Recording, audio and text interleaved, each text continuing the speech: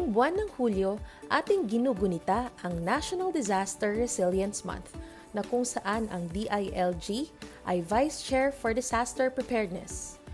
Tinanong natin ang ilan sa MDRRMO sa lalawigan ng Aurora at mga kabataang lumahok sa Wembury kung ano nga ba ang kahalagahan ng disaster preparedness.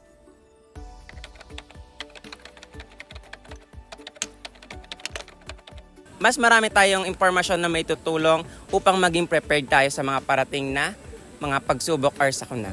May paalam ko sa kanila yung mga simpleng bagay na pwedeng gawin when it comes to the disaster or sa mga aksidente, sa mga calamities na pwedeng dumating.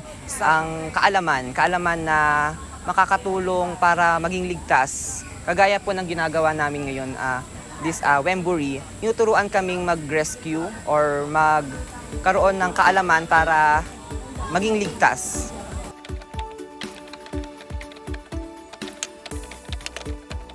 Ito yung panahon para ibalik yung opportunity na yun, para tulungan yung iba na when it comes sa totoong pangyayari na talaga, sa totoong sitwasyon, yun yung pinakamalaking ambag na kaya kong ibigay.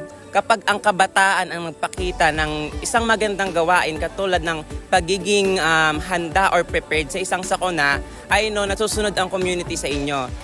Malalaman po namin kung paano maging ligtas at i-rely po namin and at the same time, i-apply po namin pag nagkaroon na po ng sakuna.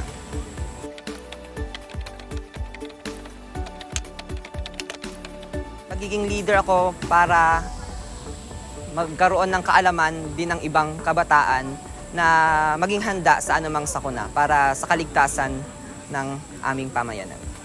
Ang pagiging volunteering ko po as a person, pagsunod sa mga sineset nilang rules, para rin po hindi na po kami makadagdag sa mga pwedeng maging problems po ng ating government.